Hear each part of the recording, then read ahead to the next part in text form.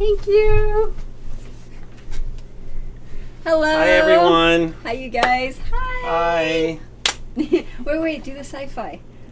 I can't do that, so that's why I have to. Heather is a Trekkie, and she can't do the Spock. I can't. Breathing. I have to. Here, give me a high five. Or sci-fi. Sci-fi. Oh. What's a sci-fi? Where you do the Spock thing and then you do the high five. Oh, okay. But I can't do the Spock thing, so I'm Do you know how to play Rock-Paper-Scissors-Lizard-Spock? Oh, someone told me that. Oh, okay, so refresh my memory. Because I know the rock-paper-scissors part. And then you have Lizard, Spock. Oh, I wasn't prepared to talk about this. Okay, but I know that paper covers rock as before, and paper negates Spock. Okay. Rock. And Spock is this, right? Yes. Okay. And lizard is, I think, this. This? Just one, Just like one. like the lizard's tongue. Oh, like. So lizard eats paper. Okay. And I think rock crushes the lizard. Oh. And then what about the scissors? Gorn is dead. Yeah, I don't remember. Maybe someone in the audience knows. In Rock, Do Paper, you Scissors, guys Lizard, know? Spock, does the scissors defeat Spock, or does Spock defeat the scissors as well as with the the lizard too? Yeah. Yes. And what's the reason? And I know they explained all this on The Big Bang Theory. That was a great scene. Oh, I need to watch it now. Yeah. Okay, so now after this, I'm going to go on YouTube and I'm going to find that scene and I'm going to watch it. Yes, search Big Bang Theory, Rock, Paper, Scissors, Lizard, Spock. And the title of the whole episode is the Lizard Spock expansion. And by the way, I believe this will work for any odd number of items. Oh, wow, cool. All right. But wait, before we continue. So, do you know on The Big Bang Theory, the soft kitty, Soft kitty, warm kitty, little ball of fur, happy kitty, sleepy kitty, purr, purr, purr. Of course. So, at the Star Trek convention, they did that song, but they did it with the triples. Right? Okay, I had to talk about that. Yes. Hi, Jim. How you doing? No, you have to try hard to get me on Big Bang Theory trivia. I'm pretty good. Ooh. I wonder what they did with all the stuff from the set. Because I love that show. I would love to have had something from it. They're either putting it in a storage unit somewhere or they're auctioning it off. If anyone knows what they're doing with it, let me know. Okay. Wow. Well, it's been a while since I was here, and I apologize for last week. There was a password issue, but technical difficulties. Yes. So, but I'm here now, and yeah, it's been a while. Yay! And it's an AMA. Now, do you have questions for us to ask? Yep. Well, I always give priority to the live audience. Okay. So thank you, live audience, for showing up. Hopefully somebody's here. If you have a question, ask. Yes. But if we don't have enough questions, then I will revert to questions my forum users asked me. Okay. Well, for this purpose. It looks like we do have one question from the chat already. All right. So Chuck Frayne asks, why do some places charge the VIG as a shared bet when buying the 4 and 10? I.e., I buy the 4 for $50 and it's $2, but then if I buy it for 10, the 10 for $50, it's $3. Okay, maybe you can explain this better to me than me, but okay, it's my understanding with the 4 and the 10 that if you bet $20 or more, then they treat it as a buy bet, and that most places only charge the commission if it wins. So, for example... The VIG if it wins. Yeah, so if you were to bet... It works out better if you're betting in increments of $20, or even $10 if they have 50-cent pieces. Okay, but let's see what he says here. So if you bet $50, then the 5% VIG should be $2.50. So they're probably rounding it up to $3. Do you agree? If they're not using the 50-cent pieces. True. So basically with that, I know...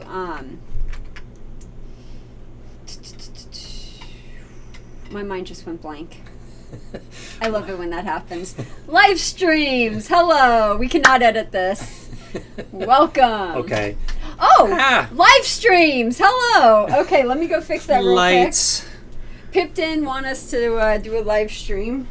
I should tell a joke while we're waiting. Oh, yeah. Tell a joke. I can't think of any off the top of my head. See, I'm not the only one that had a brain fart. Yes. Yeah, but yeah, bets on the 4 and the 10. If not at least $20, then they treat them as a place bet that pay 9 to 5. Oh, that's what I was gonna say. So I know some casinos they don't wait for you to win before they charge you the vig. Some casinos will actually charge you the vig as soon as you put up the bet. Mm-hmm. Those casinos are worse for the players Yes, than the ones that absolutely. charge the vig afterwards. So I take it they expect you to bet in increments of $21, and then they just... If it's anything under $25, I believe, you have to do the dollar vig. Okay, so it would make sense if to bet $25 then, Right. because that the vig is actually 4% rather than 5. Right. But if you bet $50, let's Then say you it's bet the $100. $2 No, let's say that you bet $200. Will they multiply it by 4? Ooh. I do not know the answer to that question because I was a break-in craps dealer, so I never got that high. Yeah. So I don't know. But if you are a craps dealer or you know the answer to that question, please put it in the chat and we will tell people what you said. Okay. Cool. So we have another question from Jim AP. Are you both familiar with the Phil Ivey situation a few years ago? If so, do you think that the casinos should have just paid him, or do you think that they were right for withholding his winnings? Who should go first? Ooh, I got a lot to talk about. I could talk about this a long time. Okay, cool. So we're doing good on this. Well, I'll let you go first. Okay, sounds good. So they were accurate for what they did to Phil Ivey. What he did was technically cheating. How so? Okay, so he was basically marking the cards, but it wasn't the normal marking the cards. But by actually having the dealer turn the cards, he was marking the cards. They asked for a specific deck, and they knew that deck had a certain design that was a circular design, and they could tell what card was what by the way that card was cut. So they asked for that particular deck. They also asked for a shuffle machine because they knew the shuffle machine wouldn't turn the cards any way that they didn't want the cards to be turned. And then they asked for a dealer who spoke Mandarin, and they told the Mandarin dealer, okay, for luck, because, it's mini baccarat, everything is superstitious, and for luck, we want you to only turn certain cards. So that dealer was turning certain cards, and that's how they were marking the cards. So they were technically cheating. The only reason why the casino allowed those certain parameters to be met was because he was a high roller, whereas they normally would not have allowed anyone who was normally playing a game to have those conditions met. So the casino screwed themselves because they wanted to appeal to a high roller, and then because of that, they got taken advantage of. And they shouldn't have allowed those conditions to happen. Okay. Oh, I know sorry, that Pip. is the casino's point of view. That's their argument, that he, in effect, marked the cards. But I have a different opinion. Okay, tell me. I respect your argument. I don't see this as a totally black and white case. But if you force me to take a side, I would take Phil Ivey's side because he never touched the cards. Doesn't matter. There was no marking on the cards. It doesn't matter. The dealer's... He did mark the cards. The dealer is the one that turned the cards. Nope, that doesn't matter. So he marked the cards. The cards were a certain way when they came out of the deck.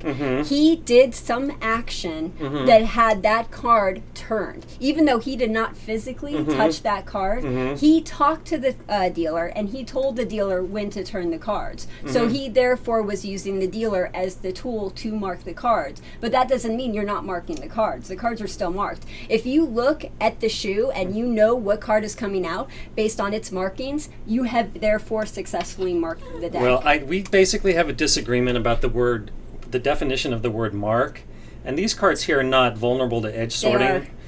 Oh, they are? Yeah, they How are. so? Okay, so take a look at them. So if you take a look at this, you could see that this edge right here is actually thinner than this edge, and you can mark the cards in that way. Me and a friend of ours have actually gone through this deck, and we have figured out how to use this deck to how the edges are basically arranged in a way that we could mark the deck. Okay, but you are saying, Heather, that if I turn this card upside down, then Not it this becomes card marked. in particular. No. So these cards, you can mark them because of what I was telling you, how this edge is like thinner than that edge. Yeah. But the cards that they used was a certain card where it had a circular design. And the circular design was cut off in a certain way that the tops... But the principle is the same, that the pattern was different on one side than the other. And in order to figure out what card is what, they had to turn the deck. And I agree. Therefore you had to mark it. Now, if everything was normal and everything was the same, they wouldn't be able to figure out what card was next. But because they had the dealer actually turn the deck, or turn that card, they were marking the card. That was marking the card, because Okay. now they could figure out, okay, when that card in that certain pattern is in the shoe, we know that it's a certain number. Okay, right now the thick side of the border is facing you. This was a now different... I'm turn it over, No, and now it's facing me. This was a different deck, though.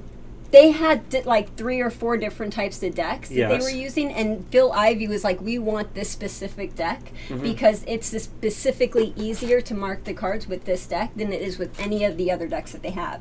And the deck that they marked had circles in it. So it wasn't like this deck with the lines and everything. It had circles, and that made it easier to mark, especially when turning it. Well, we basically disagree about what it means to mark a card. It's marking the card. Well, I still say that if he never touched the card, and if you look at it under any way you want and see no markings on it, then it's not marked. What is your And definition furthermore, of a marked card? well, that's what I'm talking about. Then you would need to have altered it somehow, maybe And with a that's sharp what he object. did. No. He or a altered pen. it by having the dealer turn the card. That's not marking He it. said something, and his action made the card different I agree. than what it was. We agree about the facts of the case, just not about the definition of the word mark. Then And what's your definition of the word marked? Like I said, it's to do something to alter the card itself, And like to that's what he scratch did. it or to write on it. But he If did I turn it something- upside down, that's not marking it. No, it is.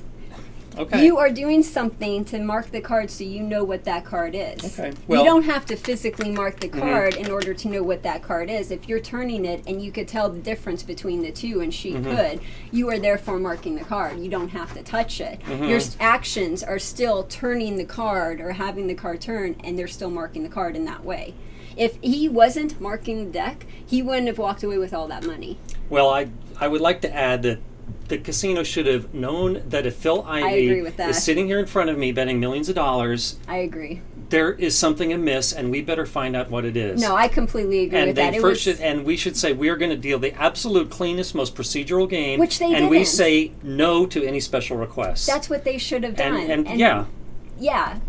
Okay, but we basically, I think, have to agree to disagree because I think that we're going in circles now. I know, but it's fun. All right, what do we got? Okay, so the next one. Gators Rock Tim. Oh, Gators Rock Tim said that's not cheating. Jim says, I respect your argument, Heather, but I think the casino should pay out since they agree to everything. I don't agree with that just because the people who were in the management position didn't technically know what they were doing. I mean, if they knew what they were doing, they wouldn't have agreed to those circumstances. So they made a mistake. I'm not saying that... The casino That's is hard. responsible for the That's decisions their hard. management makes. Right, so if the management makes a mistake, then technically they made a mistake and he should keep the money. Okay. That's a hard one. All right. Okay, so anyway. So, let's see. Yeah, great discussion. Woohoo! Thank you. Jules says the casino went for a free roll. If he had lost, nothing would have happened. Exactly. It's the new way they cheat. They take a shot and then they say that if they lose, they had an advantage and let's not pay him or her. I agree 100%. I mean, I'm not saying that's what they thought at the time, but by filing the lawsuit, it's kind of like that they were free-rolling Phil. Because they knew they were going to win. I mean... But if that was the case... I was trying to bet on this case before the verdict, and I strongly predicted the casino would win. Right, and the verdict went to the casino, right? Yes. Okay, yeah. Both times. Both times. Now, are they going to any higher court, or is it finalized, and that's what's... I don't know. He owes the money. I know that there's a case in the UK and Atlantic City. Oh, really? And I haven't heard of any appeals, but I'm not sure. Okay. So anyway, I think that we've said about all there is to say on that. Okay, let's move to a different topic. So if you guys have a question, go ahead and put in the chat. Everything else in the chat is about Phil Ivey, and we are going to move on from that subject. Okay, well, let's go to a Wizard of Vegas forum member question. Okay, so FCBL Commish asks, care to comment on the lawsuit against the Encore Boston for paying 6 to 5 on a blackjack and not paying out? Okay, so that's a good way to continue the conversation. Yeah, well, do you know the controversy there? I've only heard a little bit, but I don't know the details. Okay, so well, tell to me the refresh details. you and the audience, in Massachusetts, there is a law that they can only deal 6 to 5 blackjack and single and double deck. Mm-hmm. So the win was paying 6 to 5 on 6-deck games, Okay. and which goes against the state law, Mm-hmm. and they got taken to task for it. So if my understanding is correct, I absolutely believe that they should be fined, and I think like an appropriate amount is someone should calculate how much did players bet on these games when that were paying 6 to 5 when it should have been 3 to 2. You know, how often does a blackjack happen? And calculate how much did they shortchange the players, and then like triple it, and that should be their fine. You know they're not going to do that. There's no way they're not going to do that. There's no way they are going to. Or do there's that? no way they're going to do that. Why not? I think what they're going to do is they're just going to give them a normal fine. They're not going to actually take the time and effort to figure out all the math. That's. I will do that for free. Massachusetts, contact me. I will do it for free. Okay, you guys I want to see them first. punished for that. And I like the win here in Las Vegas, so it's not like I'm trying to beat up on the win, but I strongly believe that in strong gaming regulation, and they definitely need to be punished. How long would it take you to do the math? I would just need to know some things like how long did this happen, how many tables was it in place for, what's the average bet in these games.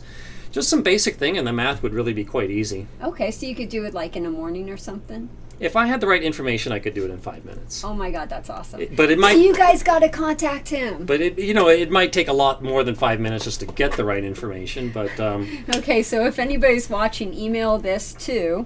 Okay, but Massachusetts, if you guys want to make a statement that you are looking out for players and are not going to put up with the casinos breaking your own rules, then you should fine them and make it hurt. So do you think the casino did that on purpose, or you think it was just someone in upper management who just didn't know the law and didn't know any better? Yeah, the latter. Okay. I think they just didn't know the law. Yeah. Cool. So, but I think the fine should be much more, like 10 times if it was deliberate. Of course, they will say it was accidental. But anyway, let's go on to the next one. Well, let's see real quick if we have any questions in here. Our chat is going all full blast, which is awesome.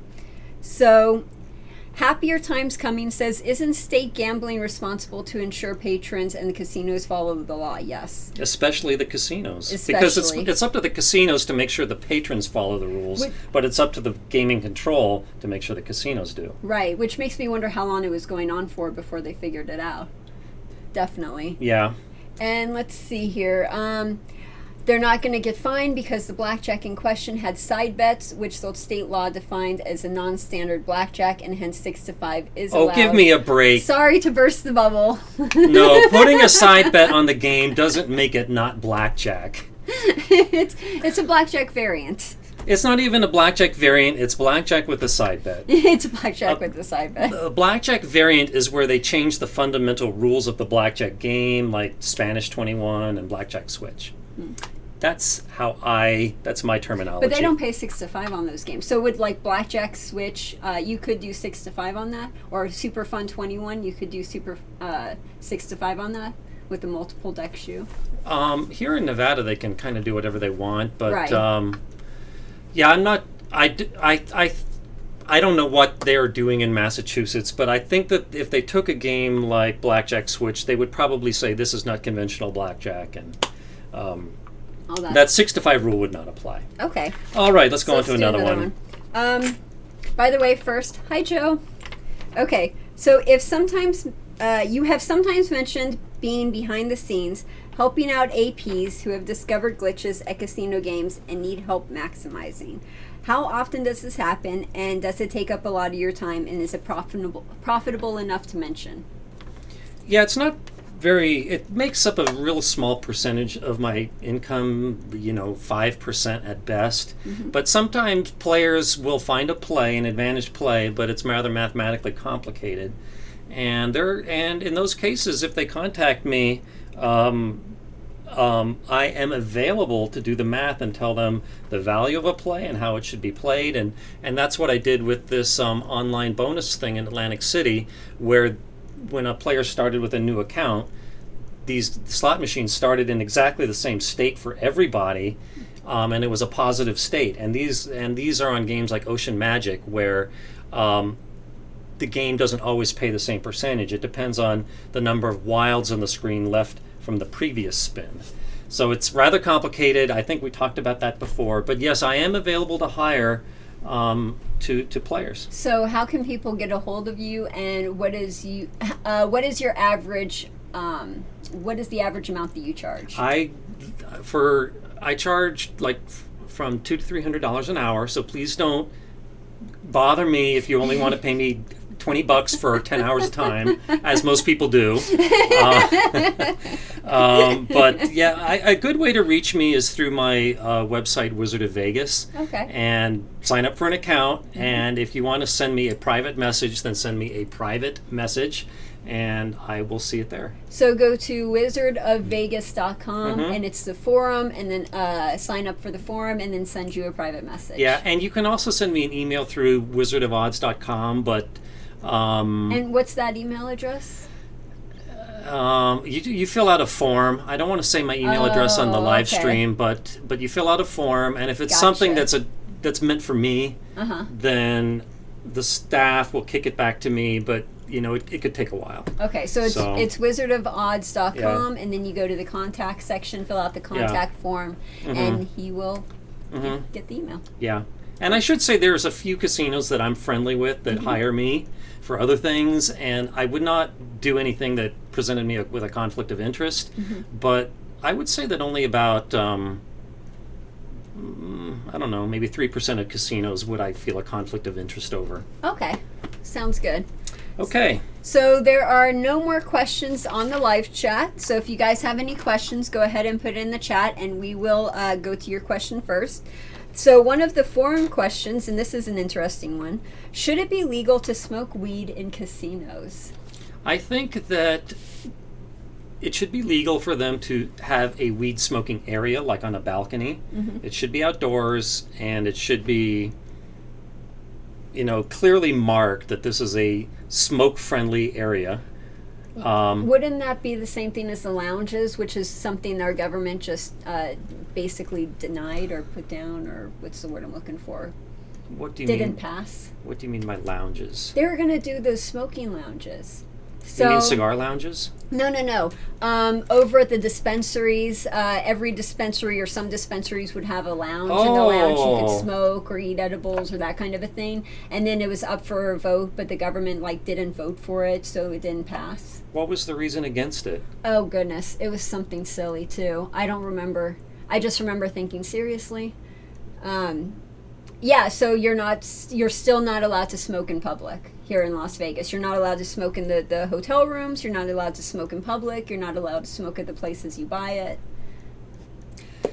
Okay, well, my basic opinion on all such things is that you and I should be allowed to do what we want as long as we're not bothering anybody else. Well, that's what they technically do anyway. They smoke it on the Las Vegas Strip, and you're walking down the Las Vegas Strip, and you're like, oh, that's a big whiff of something I just... I don't know what I just passed by, but I just went through a plume of smoke. I personally have no problem with that. I don't think that anyone is going to get affected by just walking through a little bit of smoke someone exhaled. But I'm saying that people are already smoking it in public. They're already smoking it in their hotel rooms. They're already doing that because Las Vegas isn't providing them an area where to smoke. Right. And, I have no issue with that.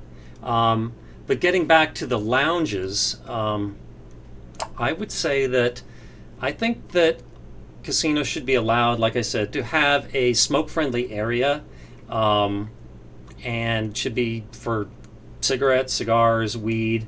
If they want to have one that's just tobacco, that's fine with me. But they can't, I don't think they should be able to say the whole casino is smoke-friendly, because like I said before, you should be allowed to do what you want as long as you're not hurting me. And if the whole casino is smoke friendly and I walk into the casino, then the smokers are hurting me with the secondhand smoke. And the smokers will always say, well, Mike, you didn't have to go in there, but 100% of the casinos in Las Vegas are smoke friendly, and I don't have any choice. Aren't there some casinos out there that want it to be smoke-free, and they have like smoke-free gaming areas? Okay, some casinos have smoke-free gaming areas, like Arizona Charlie's, but it's always a terrible area that's really small, and it's not fun, Yeah. and they never get cocktail waitress attention, and it's a terrible location in the casino. So, yeah, so they should have something. So yeah, but I'm real big on non-smokers' rights, but that's why I think that the main part of a casino should be smoke-free, but I have no problem with special smoking areas. What I don't understand is we are a tourist city, and yet we're not taking advantage of the fact that it is now legal here, and we are not providing the tourists with what they need to come here and do this recreationally. Yeah, you're absolutely right. I mean, in Amsterdam, you're not allowed to broadcast or advertise that this is a marijuana-friendly bar. Mm-hmm. So they call themselves coffee shops there. Mm-hmm. And it's like a code word that this is where you can come and smoke out. And that is great. Mm-hmm. I think they should be allowed to fully just say this is a weed-friendly bar. Yeah. But, yeah, I strongly support that businesses should be allowed to set their own rules as long as everybody isn't following smoke-friendly rules and it alienates the non-smokers like me. Yeah. That's my opinion. Yeah. And also, too, I think the government is sort of doing themselves a disservice or a disfavor, mm-hmm. because by not providing that area and not providing that to the tourists, these tourists are smoking in areas that, technically they're not supposed to smoke in mm-hmm. anyway. So you smell it when you're, outside walking. You smell it pretty much anywhere here in Las Vegas. You could go to the grocery store, mm-hmm. walking, in the parking lot in the grocery store, and you're like, oh, okay, that's a recognizable smell. Well, I like the smell. Don't you? It's weird being in public and mm-hmm. just all of a sudden smelling that. Mm-hmm. I'm not used to that. It's just weird getting used to. Okay. Okay, so but let me add that if I were in charge of mm-hmm. Vegas, I would love to see like a libertarian zone where you had legal marijuana and legal prostitution. And Prompt. It's prompt. Well, technically, right? Okay. Technically. Pahrump is so far away, and there's only 2 hour. cat houses in Pahrump, and they're extremely expensive. And I think it would be a lot more fun. Isn't the Bunny Ranch one of those? I think they're called the Chicken Ranch. Oh, the Chicken Ranch. That's what I'm thinking of. Okay. I forgot the name of the other one. Sherry something or another. Very good. Yeah. Thank you. Awesome. But they're right next to each other, and they're extremely expensive. Mm-hmm. So I love how they do it in Amsterdam, where there is a particular, I guess you could call it the red light district, mm-hmm. and if you wanted to find that, you would find it. If you wanted to stay away from it, you wouldn't see it. And I think how they do it is great. That there should be a special zone for it. So you think that? Do you think brothels and prostitution should be legal in Las Vegas then? Yes. Okay, why? Because, like I said before, I think that if 2 people make a business deal, that the government shouldn't stand in their way as long as nobody is getting hurt, that it's consensual. But someone is getting hurt. Who because is? There's a lot of trafficking here.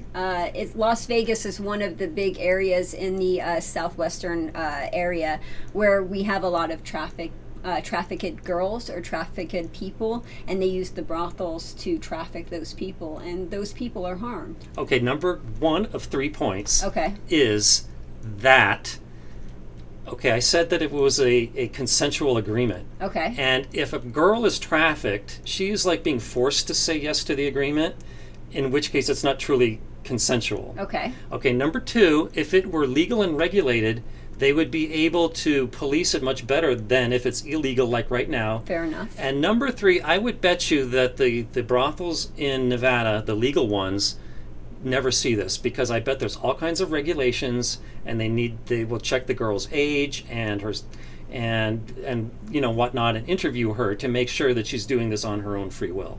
I don't know what they do. But here in Vegas, if where it's illegal, I'm sure that's where you're going to encounter girls that were here non-consensually. Okay. So that's my opinion. I don't know enough to say anything, but maybe I profess too much knowledge. But bum. Okay, shall we check the chat and see what they're saying in the chat? Okay, chat questions get priority. Do dealers get high, or have you ever been on a table where you had a high dealer? Not that I know of. No? No, if I were a dealer, I'd probably want to be, just to get through, because it's probably so boring. There's a lot of dealers that smoke weed, and that was before it was legal. So I'm sure there's more now. And are they high when they're dealing? I've seen some dealers where I've wondered that, so you never know. Mm-hmm. Where in Vegas is the best place to play blackjack and be able to count cards? From Phil. I don't really keep on top of that very well. There's a source you can buy called the Current Blackjack Newsletter that states not only the blackjack rules everywhere, but how deep is the penetration, how strong is the heat, do they use facial recognition. Nice. So for people who care about that, that's a great resource. So where can they find that? Just do a search on Current Blackjack Newsletter, and Okay. that will lead you to it. Do you know And how full much? Disclosure, the person who owns the Wizard sites also owns the Current Blackjack Newsletter. Okay. But it's a great resource if you're a card counter. So do you know how much they charge for that newsletter? I think it's about $65 a year. Oh, that's not bad. Yeah, it's not bad. Okay. Cool. Yep. Good resource. Let's see here. Ha! Jim says, by the way, I saw that documentary movie you were in. I'm a blackjack player, and it was very informative. Oh, I'm glad you liked it. That's cool. Yeah. Yeah, that was a really good movie. That was fun to watch. Yeah. And then I'm like, oh, there you are. Yeah. Well, thanks for the compliment of the movie. And then Hunter Dillon says, this is probably a question you get quite a bit. What are the worst games you've seen on the casino floor in terms of house edge? Carnival games and craps proposition bets, right? Yeah, any 7 bet in craps has a 16.7% house advantage. Mm-hmm. The carnival games, if played properly, are often not that bad. I've seen some carnival games all the way up to 17%, though. But I would assume that's on the side bets. Oh, yes, that was on the side bet, yeah. Okay, but like Ultimate Texas Hold'em, if played properly, the house edge as measured by the total amount the player bets is only 0.5%. So Oh, that's that's a not really bad. good value. Yeah. But the question was, what is the worst game? Yeah. Certainly the big 6-wheel is really bad, where the Oh. best bet is 11%, and it gets as bad as 24. Yeah. If forced, I would say it's the big 6. Okay, that's a good answer. Big 6. Yep. Next question. Let's see here. Oh, it's the Chicken Ranch. Yeah, And Chicken Sherry's Ranch and Ranch. Sherry's Ranch, right? Mhm. And someone said Big 6. Cool. What is your favorite blackjack game to play, and at what casino? Well, I actually don't go out there and play very much. You don't go play? No, I thought you I'm would just have kind played. I'm just kind of bored with it. But and you do like some games. I like Pie-Gow tiles, as I've spoken about before. Because that's fun. And if I have a friend from out of town and he or she wants to Do play, you torture them with Pie-Gow tiles? yes. I always try to get them to say, let's play tiles. You'll never have a better teacher, but usually they don't want to. Oh, I bet that's awesome. but favorite blackjack game to play and at what casino? Well, let me put in a good plug for the South Point. There's a poll right now through USA Today, I think it is, about the best casino in Las Vegas, and they solicited options from so-called experts like me, and I really like the South Point. They have good rules, they have low limits, they have it's a really nice property. I think everything there is very reasonably priced, like the hotel and the restaurants. Do they have a lot of 6 to 5 games or a lot Zero. of 3 to 2? They have They have 0 6 to 5. Nice. Every single video poker machine has plenty of games over 99%. It's Wow. not like 1 or 2 games hidden somewhere. There is not a bad video poker game in the whole casino. Nice. So if I ran a casino, my philosophy would be much like that at the South Point. Okay. Cool. Yep. So next one is we don't have any more questions on the live stream, so if you guys have any more questions, please put them in the live stream. We do have a question from a forum member, which I cannot pronounce his name and am not even going to try. What is the status of your attendance at Burning Man 2019? Oh, that comes from Ay Caramba. That's what Oh, Bart is that Simpson how you says. say that? Yeah. Oh my God, I'm looking at that and I'm Ay like, caramba. I'm going to butcher that. Like, I don't even want to try that. Yeah, so Burning Man is soon. It goes from... Oh, I thought it already happened. No, it starts a week from Sunday. Oh, wow. Yeah, sadly my status is negative. Oh, no. I would love to be going. It's not 100% no. Just this morning I heard a friend of a friend is dropping out. Oh. No, wait, a friend of a friend of a friend dropped out. Okay. And so there was a ticket available and space in the RV. So, This would be an RV with only 2 people. And so you're going to go, right? so it's like I have this great opportunity, but Mrs. Wizard, I think, is not going to be crazy about the idea. Take her with you. Oh, she would hate it. Do it. She do would it. absolutely hate it. Just say you're going to go on a really long bike ride. I could bring my bike and it would be true. I am on my bike much of the time there. Yeah? Yeah, I mean, it's so huge, and you There you go. need a bike to get around. See, just tell her instead of doing 50 miles, you wanted to do 150 miles one weekend. It's not completely unfathomable. Okay. I would see And I that. can tell her that you told me to say that. Oh, no. I'll get in trouble. So we're moving on now. Okay. Oh, but let me add that if I don't go, my friend is driving an RV that she's renting in Vegas up to there, and she is nervous about driving such a big thing. So I volunteered to drive it as far as Reno, and then I would fly back. Oh, okay. So I would get a little bit of that Burning Man kind of feeling, and she's going to borrow tons of my stuff. So a lot of my stuff will get to enjoy Burning Man. Well, I mean, if you're there too. Oh, come on. You're killing me. I know, right? I love it. Oh. So All right. here's another one. Jonathan says, who do you predict will win in 2020 presidential campaign or election, and who do you want to win? Politics. I'll answer the first one first. Oh, you're not going to say who you want? No, I'm going to say who I want first. Oh, okay. Andrew Yang. Oh, that's the yeah, he's cool. Because isn't he like, I'll give you $1,000, like everyone $1,000? Is that the guy? A month, yep. Yeah, I like him. And his campaign slogan is something like, I'm an Asian guy who loves math. No, like... You had me right there. Vote for him. I listened to him in a couple of, what do you call it, interviews, and he's really cool. Like, you sit there, you talk to him, he said a lot of really good stuff. Yeah. I would vote for him. Absolutely. And my main reason for supporting a universal basic income, as it's called, is that it would completely get rid of the need for welfare programs. Yeah. And because these people are going to be handed a check anyway, so no longer are they incentivized not to work.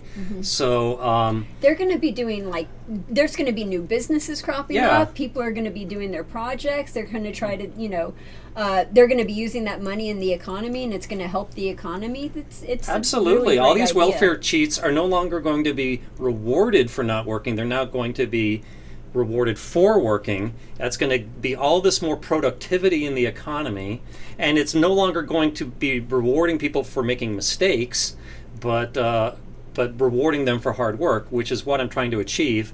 And the detractors will say, oh, this is going to cost so many trillions of dollars, but I would just raise taxes, mainly sales taxes and property taxes, to pay for it, and most people will roughly break even. They're going to pay all these more taxes, but they're going to get it right back in their dividend. And no, not everyone is going to come out the same with any kind of change in tax law. Some people benefit, some people get hurt, but I think that overall this is going to be a good thing morally for the country, and I totally support it. And I've looked at Andrew Yang's positions on other things, and they just make logical sense, and you can look at it that he just looks at things from a mathematical and logical perspective as opposed to a partisan perspective. Mm-hmm. So I totally support him, but the betting odds do suggest that Donald Trump is going to win, and I do respect the shall we say the market, and I have bets that he will win because I don't see a strong Democrat to go against him. Well, I mean, we have 22. One of them's got to be good, right? Which one? I mean, I don't know, but 22. Well, but I think one of the big names, Joe Biden, Kamala Harris, Elizabeth Warren, or Bernie Sanders is going to win. And is there anyone like in the Republican area that's going to be up against Trump? Nope. No, so it's just Trump and no one else. Trump versus a mystery Democrat, and I just don't see any of those big names beating him. Of those four, the one I like the best is Bernie Sanders, but I don't see him winning against Trump. Are you an independent? No, I lean a little bit left. I mean, as far as registered? No, I'm a registered Democrat. I think that to register independent is throwing away your vote in the primaries. I'm registered as nonpartisan. But then you are throwing away your right to vote in the primaries. I don't like any of them. I don't want to choose one or the other. Then you have to plug your nose and choose the one that you... That's usually how I vote. That's how you're supposed to. But it's like, I don't want to pick either one or the other. I want to pick the person who I think is the best for the job.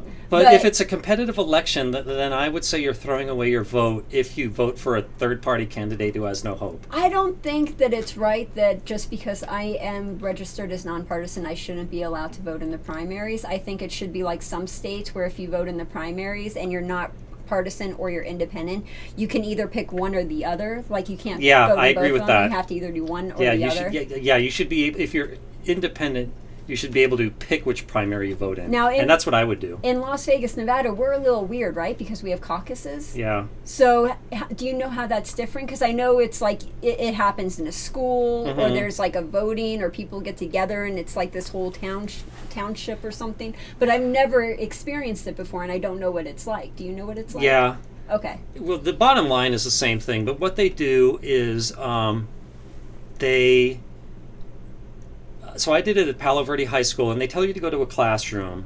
And I went to that high school, by the way. You did? Yeah, that was my high school. I was the first graduating class. I didn't know that. Yep, first graduating class at Palo Verde. Well, we'll talk about that more off the air, but shall we say I am very familiar with Palo. Oh, cool. Okay, but anyway, they tell you which room to go to, and then there's already somebody there who's kind of like delegated as the host. And he will say, okay, the decision before us is, which, like if it's the Republican primary, they'll say, which Republican do you want to win? And they will say, at this point, we'll let anyone make a speech if they want to, and no, some people did. Mm-hmm. I remember this with the big election with, I think it was the 2004 election, the one where Ron Paul was a viable candidate. Okay. And anyway, some people will speak and say, I think you should vote for Ron Paul because blah, blah, blah, blah, blah. I think you should vote for George W. Bush because blah, blah, blah, blah, blah. And then they hand everyone a piece of paper, and you actually just write down who you vote for, and then someone tabulates it. And then I think that they announce just for that classroom, like there was 20 for George W. Bush and 10 for Ron Paul and whoever else. And then they will return these summary cards to probably all of Palo, and then all of Palo will deliver it to the party. And wow, so that's super old school. Yeah, I don't think they need to do it that way. No, I mean, they I don't. think it's just simpler to just go in the voting booth and just tap. There's only a couple states that do caucuses, right? We're one of the very few that does that. Iowa does too, and yeah. So why aren't we as big as Iowa then? It's totally unfair how Iowa gets to vote first. Well, we've brought our elections down pretty early, right? Like, aren't we in the first top 5 or whatever? I think we're 4th, so I Fourth? can't complain. But when I lived in both Maryland and California, we were like almost last. Mm-hmm. And it was very frustrating because it felt like that we didn't get a say in the primaries because the winner was already pretty much known by the time it was our turn. Well, California's so huge. Can't you guys have made a dent or made a difference?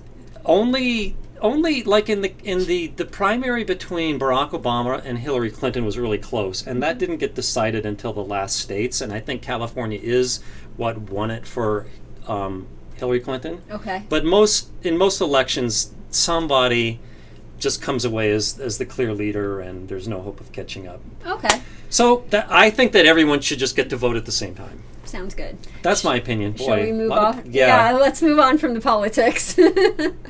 Let's see. So, Vidiot says, what do you enjoy more now? Actual gambling or seeing total eclipses? A total eclipse is by far. Total eclipse of the heart. I had to do that. You know, on the total eclipse. When is that? They play Total Eclipse of the Heart and New Moon on Monday Oh, yeah? on the radio over and over and over again. But fortunately, I like both songs. So Total eclipse of the heart. Okay, so if you want Once upon a time, there was light in my life. now there's there's only only love in the dark.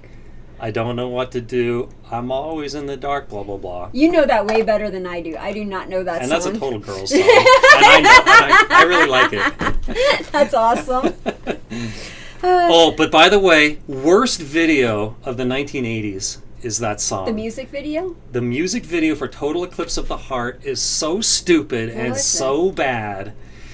Okay, the premise of it is that there's a private school for boys, and it looks like they're like high school age. Okay. And Bonnie Tyler is the teacher, and she has like these white eyes. That's why they say turn around, white eyes. Oh, okay. But are they like white? Like, yeah, they're white, like she's an alien. Oh, cool. And a White Walker. But there's no like storyline. It's just like scenes of her singing and the students. It's so long ago since I saw it, but there's no like logical storyline to the video. It is just so stupid. You have to watch it just to punish you. Oh my god, great song, but awful video. Total Eclipse of the Heart. Okay, now the song's going to be in my head. I know, right? That's going to be like stuck in there all day. But total eclipses are great. They're better than almost everything. Is there a total eclipse coming up here pretty Yes. soon? When is it? The next one in the United States is April 8th, 2024. Is it going to be a full eclipse? Yes. Ooh. Well, partial eclipses are no big deal. But there's going to be a total eclipse where the moon completely covers the sun and you don't need the glasses. Again, April 8th, 2024. So book the hotel room now. Okay, you can't book hotel rooms that far in advance, but on April 8th, 2023, book your room because most places allow them to be booked a year in advance. And with the one in 2017, it was absolutely ridiculous. Like people were putting up ads like rent a room in my house for $1,000 for one night. Ridiculous stuff like that. But there was no like occupancy was at 100% everywhere, wasn't it? I think there were some places that had such outrageous rates that the public didn't fall for it. like I said, like if you went on Travelocity and looked to book a room in a place in the eclipse zone, what's that place in Wyoming? Jackson Hole. They were like asking like $1,000 a night. And I think most people say, I'll just sleep in my car. And that's what they did. I would have slept in my car too. So yes, but yeah, put that on your calendar. It's going to cut through Mexico and go all the way up through Maine. I'm planning to watch it in Waco, Texas. Cool. Awesome. Okay. Sounds cool. Do you promise to go? I don't know if I can. I want to. I would love to see that. Heather, I'm giving you 5 years notice here. Well, when you put it that way. I guess I am. Okay, I'm going to hold you to that. Oh, no. Okay, so the next question. Is it possible to legally bet on the election in Las Vegas? I think, isn't there a website where you could bet on anything? It doesn't even matter. You could bet on elections. You could bet on the end of like a TV show. You could bet on like anything. Oh, yeah. all. Well, offshore casinos, yeah, you can bet on all kinds of crazy stuff. No, it's like an actual website, and you could bet on whatever you wanted. Like, oh, yeah, you're and talking it's- about like Betfair. Is that what that is? Yeah, where if you don't see what you want to bet on, you can create the Yes, bet. exactly. And just it's wait for someone to bet the other everything. side. Everything. Yeah. But even like Bovada has lots of crazy stuff. There was one of the number of Trump tweets during the Mueller that's report funny. or the Mueller hearing. I mean, Do you remember what that was? What the number oh yeah, was? it was. I think Were I may they- be confusing two different stories, but they set the line at 3.5, and What? I thought that was just a terrible line because you could look at the number of times he tweets per day and just do a simple calculation, and I would put blow the it out I of the put water. I thought the average was would be 7, and it was right around 7. Oh, okay. So, So, you got yeah. it. But unfortunately I didn't bet it, but You but didn't? yeah, but what was I talking about? Oh, How did can we you get on here? can you Oh yeah. gamble on who wins the elections? Is there a Well, way to do okay, that? I think he said in Nevada, but in Las okay. Vegas, is there a way Yeah. to legally do it in Las Vegas? No, you cannot bet on elections. Now, one recent change was that it used to be that you could only bet on so-called professional sports, and they liberalized that a little bit. And with the last 2016 Olympics, you could bet on some events, like the number of gold medals the U.S. would win, and maybe like on the big things like soccer. Can you explain something to me? This is my question, my personal question. When I was growing up here in Las Vegas, and I think we've talked about this before, growing up in Las Vegas, I was always told that the reason why we never had a sports team is because gambling and sports gambling, it was so big and so that you couldn't do it because there was just so much possibility that, you know, there would be, you know, setting of the games, like game setting and that kind of thing, or people, you know, throwing the game so that way a bet would win. And that was the reason why I was told we never had a sports team. And then all of a sudden, like, what was it, 5 years ago, 7 years ago, now we have sports teams, and it's like, wait, what happened? Like, yeah, and I think another reason is that the professional sports leagues felt that look, Vegas is making all this money off of sports betting that is based on an entertainment product that we are providing, and we're not getting anything back from it. is that really what So it was? I think that they were basically angry about it. Oh my that they weren't goodness. getting their cut. Talk about greed. But I think that basically they're in on the cut now. Like Is that what it is? like I heard like that the I don't remember which league, but they're asking for absolutely ridiculous so-called integrity fees. You know, and how are they making the sport any more Exactly. in having any more integrity? I don't know, but I do agree that if there's going to be, say, betting on the NFL, I don't mind them getting something, but it should be within reason. Cool. That's my opinion. Okay, so should we go to your forum, or should we do the... Why don't we alternate back and forth? Whose turn is it? So we did one on the chat, so now Okay. let's do one on the forum. Okay. And which one sounds good to you? Okay, so Odious Gambit, this isn't really a question, but he says, I am all for shooting zombies, but is wanting to kill them a healthy thing? Yes. I have always been bothered by that. Well, since you have such strong feelings, I'll let you go first. They eat brains, so it's totally okay to kill zombies. But what if the zombies didn't eat brains? They all eat brains. Every zombie out there eats brains. And some of them eat your arms, and sometimes they'll eat your intestines. I think you're stereotyping zombies. Zombies are bad for people's bodies. It's always good to stay away from anything that's bad for your body. Okay, there's a book out right now called Wanderers that I haven't read yet, but it's on my list. And the premise of this book is one day people just wake up out of bed and then they just start wandering, and they're just like wandering in a particular direction, and they don't talk, they don't respond, they just want to walk. They don't eat people. Yeah, they don't eat people. They just want to walk. And all of them seem to be walking towards the same location. And it starts out with just a few people, but then it becomes more and more and more. And then all the normal people become divided. Like some of them, I think, are called the shepherds that want to help them, like get past any obstacles in their way, like rivers. And other people say that we need to kill them all. So which camp would you be in? I guess you would be in the kill them all camp. No, because they're not zombies. See, it's only okay to kill a zombie if the zombie's trying to eat you. Okay, so if there is somebody in a catatonic state that is just walking around then like this... they need to go to a doctor. That's not a zombie? No, we need to take that person to a doctor. Okay. Yeah, that person needs some help. Okay, so would you define a zombie as like the Living Dead, like the Walking Dead? Like the person already died and they came back to life, but only like in a physical form, not a mental form? Yeah, so the Dawn of the Dead and those kind of zombies? Yes. Now, have you ever read the World War Z by Max? No. That's so good. And then he also did the Zombie Survival Guide. That's really good too. But yeah, so it's only okay to kill zombies if they eat you or eat your brains or attack you or kill you. If they don't attack you, if they don't kill you, if they're not like physically violent, then don't kill the poor people who are probably having like some kind of parasite in their brain and they need medical help. Okay. I'll agree with that. Yes. We agree.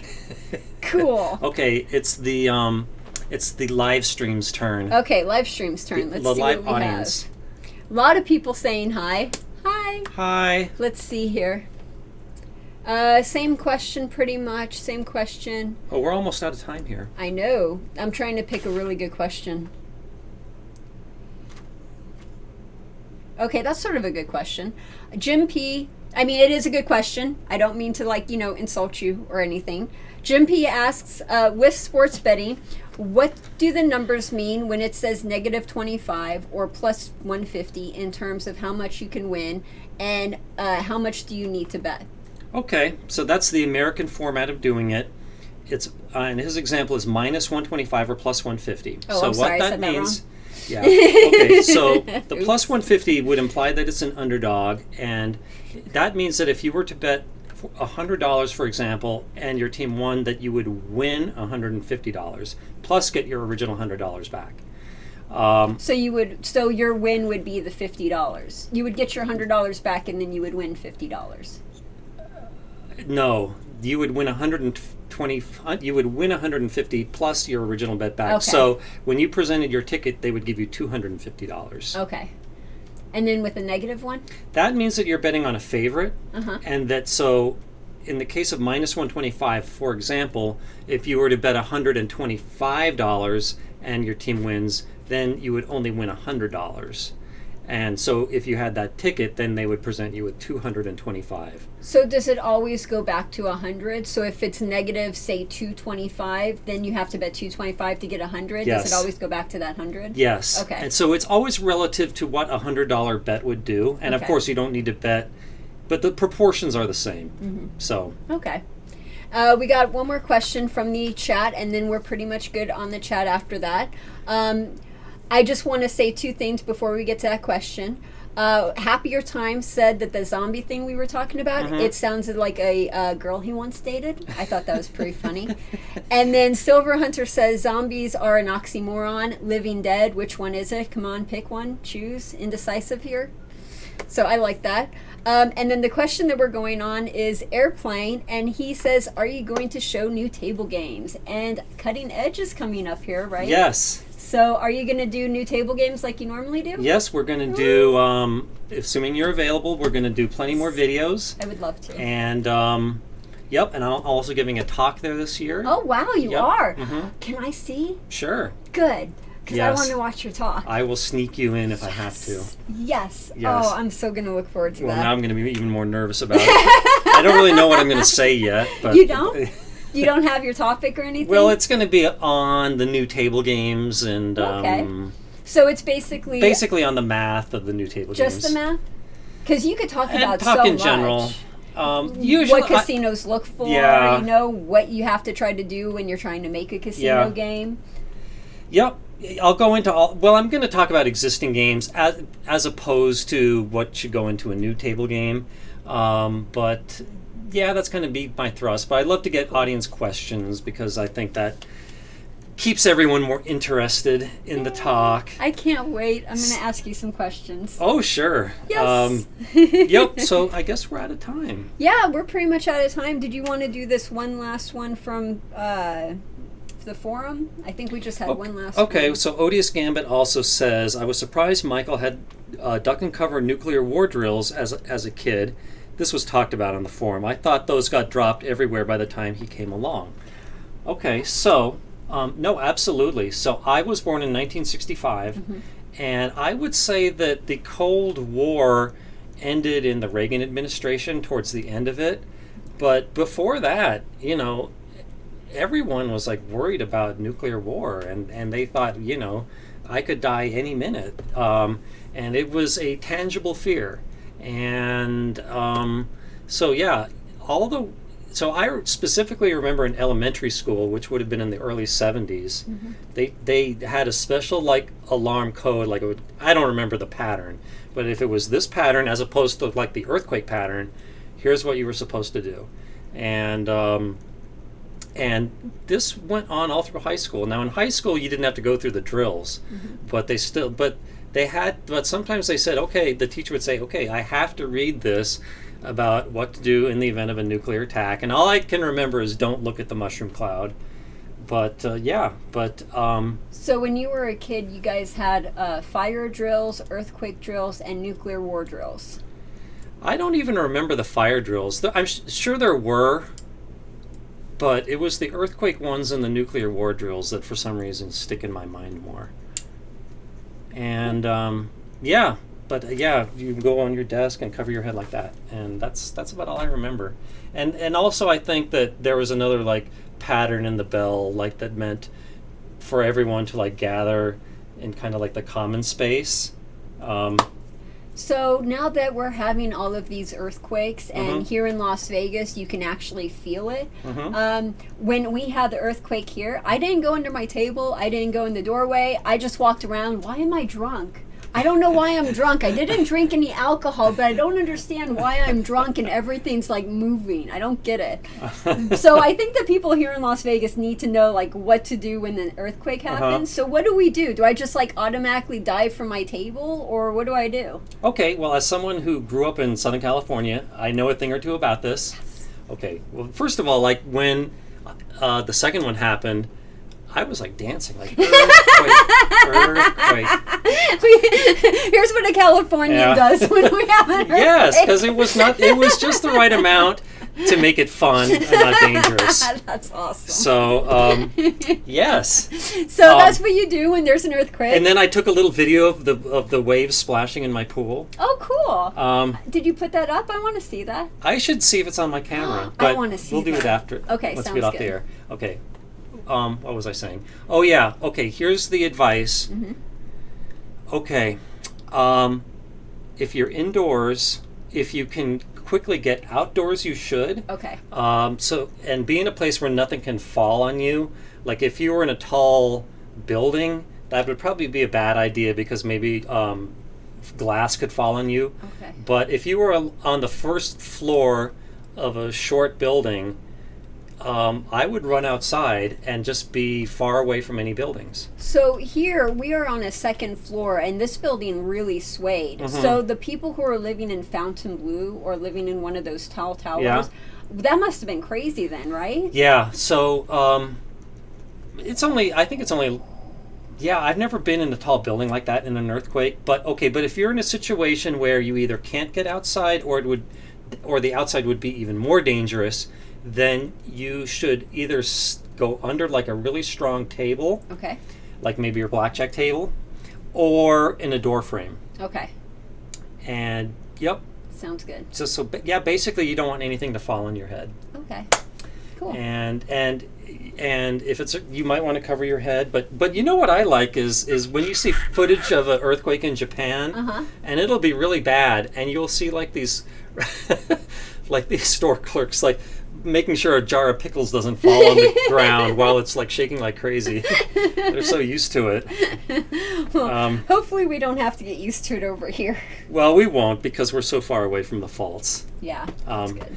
Okay, well, why don't we close it on that? Sounds good. Thanks, audience. Thank you. See you next time. When is next time? I don't have a calendar in front of me, but I like to do it every 2 weeks. Okay, so the 29th? Yeah, unofficially Thursday the the 29th, but Okay. yeah. Sounds good. Okay. Awesome. Thanks, Heather, for hosting this. Thank you so much. And thanks, audience, and See you next time. see you next time. Wait. Oh, I messed up. Okay, there we go. Bye. Okay, see ya.